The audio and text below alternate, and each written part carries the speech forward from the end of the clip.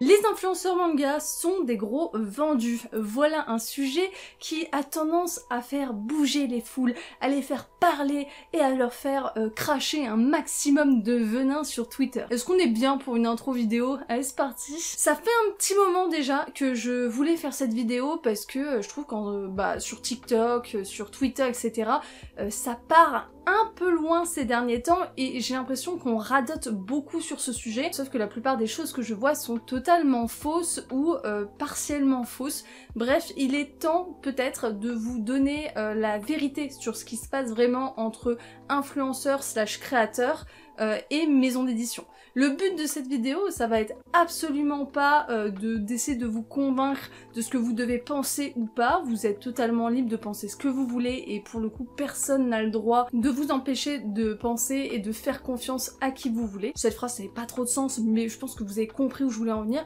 Bref, là, l'idée de cette vidéo, ça va être vraiment de vous expliquer de A à Z comment ça se passe entre une maison d'édition et un créateur de contenu manga qui veulent bosser ensemble, de la création tout simplement de cette relation jusqu'à tout simplement la présentation potentiellement de manga qui a été envoyé par ces maisons d'édition. Alors d'où vient l'idée de cette vidéo? Je pense que c'est important de remettre un peu de contexte. Globalement, j'ai vu une idée qui est beaucoup revenue, celle qui dit que on ne peut pas faire confiance aux influenceurs parce qu'ils reçoivent des mangas gratuitement et que donc du coup leurs avis sont totalement biaisés.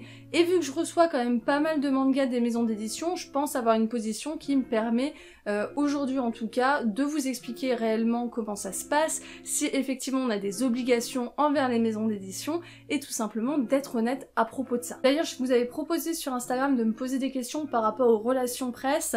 C'est ce que vous avez fait, donc je répondrai à vos questions à la fin de la vidéo, du moins aux questions auxquelles j'aurais pas naturellement répondu dans le script. Je me considère pas du tout comme une influenceuse au vu de la taille de ma communauté, donc vraiment pour le coup je me sens pas du tout concernée par les attaques envers les influenceurs, mais il est bon de rappeler que ça concerne également, tout ce que je vais dire va concerner également les personnes qui ont beaucoup d'abonnés, autant que les petites chaînes comme la mienne, voire même des gens qui ont moins d'abonnés que moi, et qui reçoivent eux aussi des mangas. Ça marche de la même façon pour tout le monde. Certains pensent même que les influenceurs n'ont pas de liberté sur ce qu'ils disent, que les créateurs de mangas qui reçoivent tout simplement des réceptions presse sont obligés de dire qu'ils aiment, et j'ai vu passer aussi des commentaires qui disaient bah voilà, moi je me fie uniquement aux influenceurs qui ont un bon prorata entre manga aimé et manga pas aimé, tout simplement parce que c'est impossible d'aimer tout ce qu'on lit. Ce qui partait du principe en fait que globalement ils ne regardaient pas des influenceurs ou des créateurs de contenu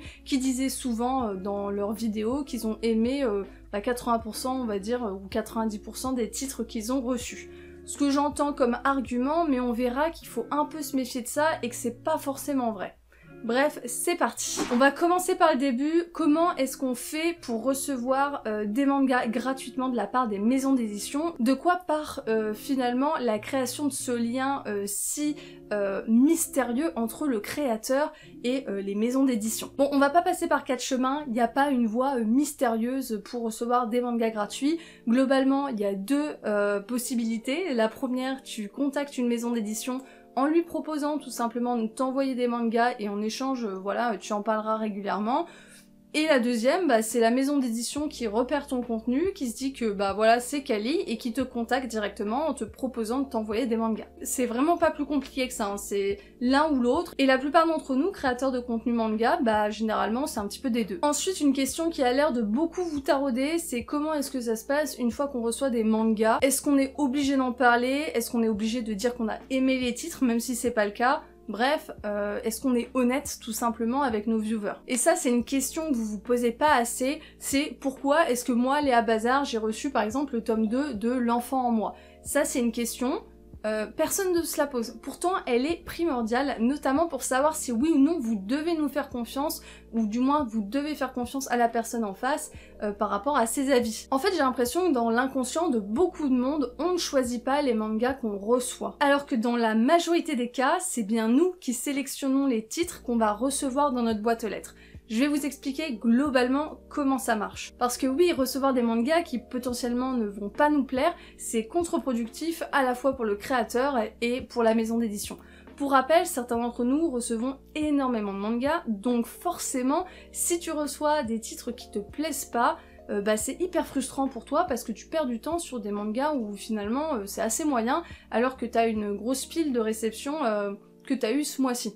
Alors là, pour le coup, c'est pas du tout pour se plaindre ou quoi que ce soit, c'est juste une réalité. On reçoit beaucoup de choses, vous le voyez dans mes achats manga, je reçois pas mal de choses, je suis pas la seule à faire ça, donc recevoir des titres qu'on va pas aimer, c'est frustrant pour nous, mais aussi pour les maisons d'édition, parce qu'il y a un risque qu'on en parle pas bien, qu'on en parle mal, ou qu'on dise qu'on n'a pas aimé, et ça, évidemment, elles ont pas envie, et pire encore, qu'on n'en parle pas du tout. Voilà. Je vais encore utiliser le verbe parler, mais on en reparlera plus tard. Voilà, je sais pas combien j'ai utilisé ce verbe, mais je pense que vous l'avez assez entendu pour toute cette vidéo, et pourtant. Je vais donc vous révéler le secret ultime des réceptions presse, ou de comment sont sélectionnés les titres qui nous sont envoyés. Et bah la plupart du temps, c'est un outil magique qui est utilisé, c'est-à-dire la boîte mail. La boîte mail, soit pour nous proposer voilà, de recevoir ces titres, en mode coucou Léa Bazar, on a cette nouveauté dernièrement, est-ce que ça t'intéresse? Est-ce que tu veux recevoir ce manga? Oui, non. Ça m'intéresse pas. Et deuxième possibilité, on nous envoie un Google Form, donc c'est une sorte de petit questionnaire où les maisons d'édition rentrent tout simplement les dernières nouveautés qu'ils vont avoir. Généralement, il y a 1 ou 2 mois de décalage, donc par exemple, là on est au mois d'avril, donc je vais remplir le questionnaire du mois de juin, tout dans le genre. Voilà. Donc c'est important pour nous aussi de noter les choses qu'on a demandées, parce que sinon facilement on va se retrouver avec un tome 2 alors qu'on n'a pas demandé le tome 1, ou alors un tome 1 et pas de tome 2 ni de tome 3 parce qu'on l'a pas noté. Et ça, c'est un peu con. Parce que des fois, on remplit tout simplement le formulaire pour des réceptions presse de titres où le tome 1 n'est pas encore sorti. Voilà. Bref, ce petit Google Form là, et ben on coche les choses qu'on veut dessus et puis on nous envoie les titres s'il y a assez de stock et on les reçoit. Et à nous de les lire et d'en profiter. Il faut savoir que selon les maisons d'édition, on n'a pas la même quantité de mangas possible. On a certaines maisons d'édition qui limitent à 2-3 mangas envoyés par mois. Et autre chose, on a aussi certaines maisons d'édition qui nous envoient que les tomes 1 ou les tomes 1 à 3 ou parfois la suite. Ça dépend vraiment, mais on a quand même beaucoup de maisons d'édition qui envoient juste les tomes 1. Donc il faut savoir que pour nous aussi, c'est intéressant de prendre des séries qu'on aime bien parce que sinon on se retrouve avec une mangatech pleine de tomes 1 parce qu'on continue pas. Donc c'est un peu dommage. Bref, je sais que c'est une question qui vous taraude énormément, mais est-ce qu'on est obligé de dire qu'on aime tout? Et bah oui, effectivement, on a certaines maisons d'édition qui viennent sonner à notre porte avec un couteau et qui nous disent que si on n'en parle pas bien, et ben on nous trucide, voilà. C'est totalement faux, bien évidemment. En fait, on n'est absolument obligé à rien. Mais je sais que dit comme ça, c'est difficilement entendable, donc je vais vous expliquer un petit peu comment ça se passe vraiment. Évidemment, on nous envoie des mangas gratuits. Ça signifie quoi? Ça signifie qu'on nous fait confiance et qu'on a une attente de la part des maisons d'édition, et notamment des personnes qui travaillent avec nous, parce que derrière les maisons d'édition, pour rappel, il y a des vrais gens, voilà, je tiens à le rappeler parce que des fois certains sur les réseaux ont tendance à oublier. Bref, la plupart du temps, on a quand même une attente des maisons d'édition d'en parler au moins sur un de nos réseaux sociaux et dans l'idéal d'en parler sur le réseau où on a le plus d'abonnés. Par exemple, pour moi ça va être YouTube, mais pour certains ça va être Instagram ou leur site internet parce que c'est des blogueurs par exemple. Mais il n'y a aucune obligation, que ça soit légalement ou même tacitement, c'est-à-dire que les maisons d'édition savent très bien qu'ils nous envoient des mangas et que peut-être on va en parler. Elles espèrent qu'on en parle et techniquement il faut qu'on en parle quand même régulièrement si on veut entretenir cette relation, mais on n'a pas d'obligation de parler de tous les mangas qu'on reçoit.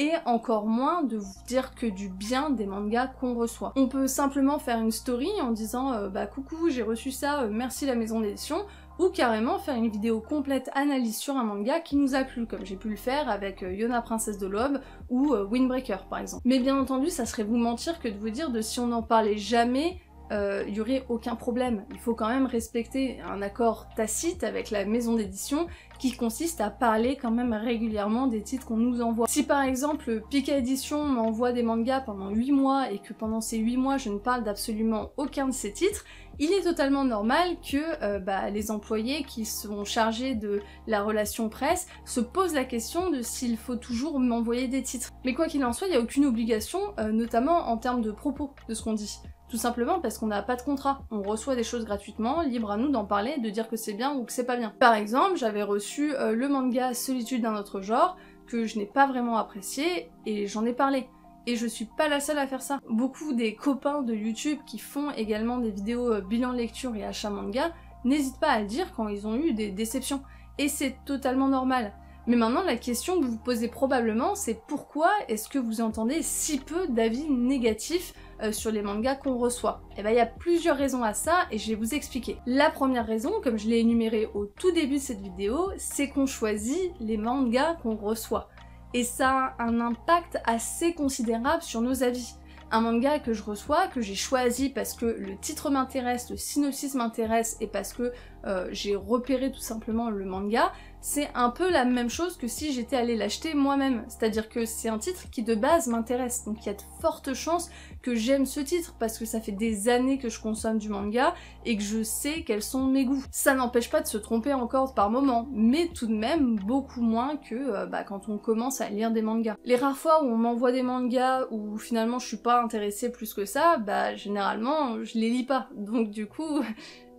forcément vous en entendez pas parler en mal, et je pense pas que je sois la seule à faire ça. Mais heureusement, ça arrive assez peu, puisqu'encore une fois, la plupart des mangas, c'est moi qui les sélectionne. Autre chose, souvent, et je sais encore une fois que je suis pas la seule à faire ça, quand je n'aime pas un manga, je vais dire que effectivement, je suis pas la cible, que c'est pas forcément un titre que je vais continuer, mais je vais jamais dire ce manga est nul et mauvais, je vous le recommande pas, etc. Tout simplement parce que je suis pas la cible. Il y a des titres où je repère un peu le potentiel du manga, mais juste il ne me plaît pas à moi.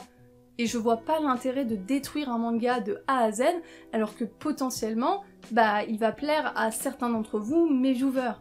Le but de mes vidéos, c'est de vous faire découvrir des titres et potentiellement de vous faire découvrir des mangas que vous allez aimer. Alors oui, parfois je n'aime pas certains mangas, je dis que je ne continuerai pas, j'explique pourquoi je n'ai pas aimé, mais quels sont tout de même ses atouts et qu'est-ce qui pourrait vous plaire dans ce manga. Autant il est normal de ne pas dire des choses comme ce manga c'est de la merde, autant on est totalement libre de dire qu'on n'a pas aimé un titre. Et il y a une grosse différence entre dire je n'ai pas aimé pour telle ou telle raison, ou dire ce manga c'est de la merde, la maison d'édition elle est nulle à voilà, des choses qu'on peut voir par exemple sur des réseaux comme Twitter où l'anonymat vous laisse parler et dire n'importe quoi. Parce que effectivement dire ça, mais là c'est de la logique, c'est du relationnel entre êtres humains. Évidemment un créateur de manga, s'il a ce genre de propos, il est certain de plus avoir de relation avec la maison d'édition. Mais ça c'est de la logique, ça marche dans toute relation entre êtres humains. S'il y a un monsieur qui vient, tu lui dis tu t'habilles comme de la merde, tu as des goûts de chiottes, faut pas s'attendre à avoir une relation très amicale avec ce monsieur par la suite. Hein. Après vous gérez vos relations humaines comme vous l'entendez, mais j'évoque un fait, c'est tout. Bref, tout ça pour vous dire qu'on a le droit de donner nos vrais ressentis sur les mangas. Mais bien sûr, si on choisit nos mangas, on limite déjà le nombre de titres où on peut avoir un avis négatif, et en plus de ça, si on est... J'estime que quand on est globalement assez intelligent pour se dire que nos goûts ne sont pas les goûts universels, il est normal de pas détruire un manga devant la caméra ou sur son compte Instagram et juste dire moi j'ai pas aimé pour telle raison, mais je pense que ça et ça c'est un atout du manga et ça peut potentiellement plaire aux gens qui aiment ce type de genre par exemple ou ce type d'auteur. Voilà, c'est à peu près tout ce que j'ai à dire sur ce sujet. Globalement j'ai répondu à une grande partie des questions dans la vidéo, mais je vais répondre encore à 2-3 qui pourraient tout simplement être intéressantes pour tout le monde. Tu te sens pas obligé d'en faire la pub, j'ai arrêté un petit peu à cause de ça. Alors je sais que qu'il y a pas mal de copains qui font des vidéos notamment, qui ont arrêté parce qu'ils se sentaient tout simplement obligés d'en parler, mais pour le coup c'est une pression qu'on a tendance à se mettre à soi-même. Pour le coup, moi j'ai les vidéos achat manga et bilan lecture qui me permettent d'en parler naturellement régulièrement, donc du coup je me sens pas vraiment obligée d'en parler parce que j'en parle au même titre des achats que je fais moi. Donc pour le coup j'ai pas ce problème. J'ai ma bulle lecture graphisme qui me demande, très intéressante cette vidéo, comment les approcher, faut-il un certain nombre d'abonnés? Donc comment faut les approcher, j'ai globalement expliqué, mais pour aller un peu plus en détail, si vous voulez tout simplement les contacter, il y a les réseaux sociaux, par DM notamment, généralement leurs DM sont ouverts. Et ensuite, il y a tout simplement les formulaires de contact sur leur site internet. Et est-ce qu'ils font un certain nombre d'abonnés? Globalement, je pense que ça, c'est plutôt des choses en interne chez eux. moi je pourrais pas vous répondre. Je sais qu'il y a des maisons d'édition qui bossent avec des gens qui ont pas beaucoup d'abonnés. Ce que j'appelle pas beaucoup, ça veut tout rien dire, mais dans les 2000, un truc comme ça. Abonnés sur YouTube. Après j'imagine que selon les réseaux sociaux ça peut être encore différent. Donc là pour le coup je peux pas répondre, ça va être vraiment selon les maisons d'édition. Il y a des maisons d'édition qui j'imagine regardent le nombre d'abonnés, d'autres qui regardent peut-être plutôt le taux d'interaction. Bref, je suis désolée, mais là je ne peux pas répondre. L'idée c'est de tenter tout simplement, et la maison d'édition répondra. Et on a Maxime qui me demande: as-tu une ligne directrice à respecter quand tu commences à travailler avec une maison d'édition? Alors du coup non, les seules choses à respecter et que les maisons d'édition aiment bien, c'est qu'on leur envoie globalement quand on fait une vidéo sur un des mangas qu'ils nous ont envoyé, on leur envoie un petit mail avec un lien, voilà, c'est tout. C'est la seule ligne directrice à respecter pour le coup, ou du moins il n'y a rien d'explicite. Nous généralement on fait un peu comme bon nous semble, et c'est ce que je disais, bah tout simplement avoir un avis construit quand il est négatif quoi, et pas dire n'importe quoi. C'est la fin de cette vidéo, merci à toi de l'avoir regardé jusqu'au bout, n'hésite pas à me poser tes questions en commentaire si tu en as d'autres. Ça peut être très intéressant effectivement de reposer vos questions et de vous répondre entre vous, soit sur vos avis, soit moi je répondrai si c'est par rapport aux relations maison d'édition. Je réponds à tout le monde, donc n'hésitez pas à mettre un petit commentaire, et si je réponds pas c'est juste que j'estime que c'est un commentaire qui nécessite pas forcément de réponse, et je mets un super like à tous les commentaires que j'ai lus. Voilà. Sur ce, merci à tous, prenez soin de vous et à tchuss tout le monde.